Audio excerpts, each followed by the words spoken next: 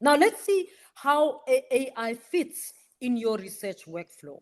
Okay, so in your research workflow, you have the literature review and ideas generation. That's where you start. And what's helpful is that AI can help you brainstorm angles, questions, and gaps. You can use it to brainstorm the questions that you want to ask. So you can use it to request. You can request it for plain language explanations of unfamiliar concepts.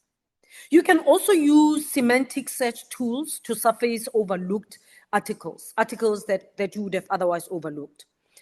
But you always have to be cautious that because AI summaries can sometimes miss nuance and misrepresent arguments. And so, and also AI generated reference lists are routinely wrong because it hallucinates and it can give you references that don't exist. Sometimes it's superficial, it gives you superficial and outdated topic suggestions. So you can't go into it and take everything that it says without checking. Remember, whoever is going to be marking your thesis is an expert in the field, so they'll be able to spot that. So you want to be able to check that before they tell you that you used AI and it was hallucinating. It can also help you with the planning and structuring your research. And what's helpful there is that it can help you outline a method section and proposal structure. It can list possible methodological approaches and ethical considerations to evaluate critically. But here's a caution. AI cannot know your context, whether it's the context of your university, your country, or your area, or your context of research. It cannot. It cannot know your constraints. It cannot know your disciplinary standards. It cannot know all of that. And therefore, it might write for you as if you already are a postdoc when you are a master's, and someone will be able to tell this is not you. Okay? So suggestions must be adapted or rejected based on your expertise and supervision. Okay, if you're a student, you know what your expertise is. If you're a supervisor, you're in the room, you also know what your expertise is. So you always, anything that it suggests, you've got to evaluate. When it comes to writing and revising, of course, it's useful. It can help you with language polishing, especially when you are not a first language speaker. It can reformat or compress your own text. It's your voice, it's your ideas, and it can reformat it, make it sound proper. And it can suggest alternative phrasings when you are stuck. Because when you're a native language speaker, you are not a native language speaker of the language of your research. Sometimes you get stuck, right? So you can use it. In fact, if you can't write something in English, you can even ask it in your own language to help you.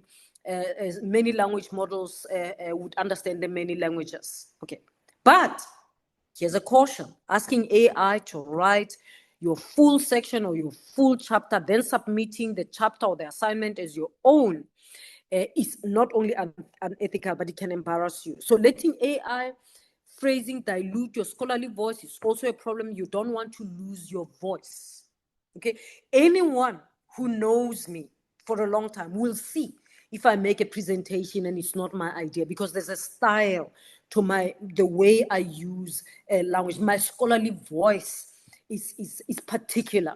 Okay, it's not the same as another person. So if you don't have a scholarly voice, you are busy developing a scholarly voice. If you don't develop that scholarly voice, then, and you just rely on AI, then you are just taking its voice, and you might end up with no voice.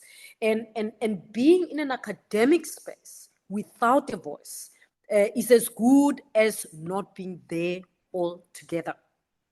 Because who are you? It's not just your name, it's your voice. It's your scholarly voice. And your scholarly voice is in what you research, how you go about it, how you present it, where you present it, and so on and so forth. AI tools, generative AI tools, can also help you with data analysis and coding. In the past, before generative AI came in, People used to take their data, hire a statistician, and a statistician would do the scripting and the debug and whatever for you, clean the data for you, and so on. Now you can get an AI tool doing basic statistical scripting and debugging for you. It can also do exploratory visualization. An AI tool can do transcription and initial coding of qualitative data.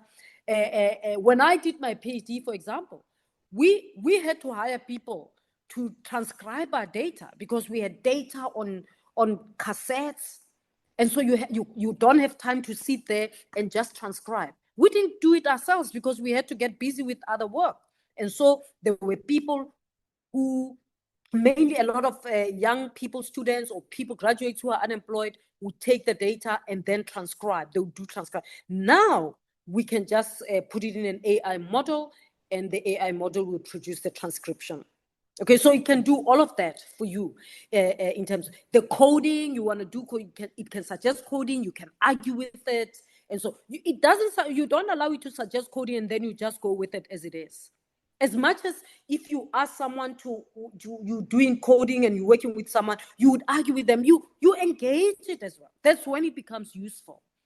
Here's a caution: you remain responsible for understanding what the code does. So you can't say, well, this AI model proposed this coding and so I used it. So you've got to know, just like when you have a research assistant or a supervisor or somebody, ultimately it's your responsibility. Automated qualitative coding replaces, it does not replace your interpretive judgment. It doesn't. The interpretive judgment still rests with you. It can suggest, it can guide, but it's for you. If you found this video helpful, don't forget to like and subscribe. Click the bell icon to turn on notifications. Got questions or suggestions? Drop them in the comments below, and remember to share this video with your friends and colleagues who might find it useful.